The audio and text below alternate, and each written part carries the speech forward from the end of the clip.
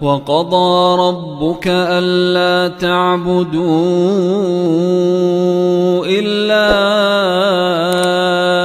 إياه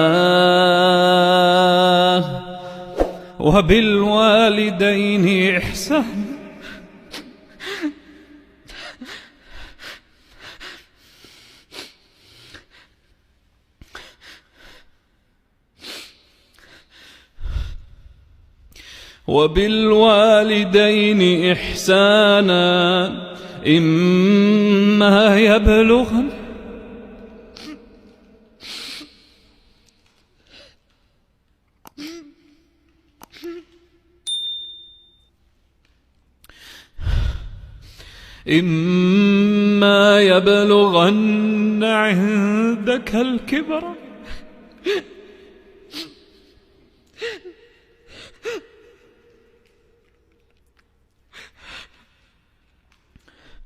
إما يبلغن عندك الكبر أحدهما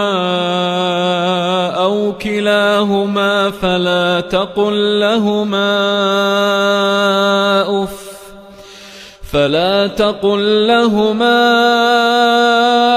أف ولا تنهرهما وقل لهما قولا كريما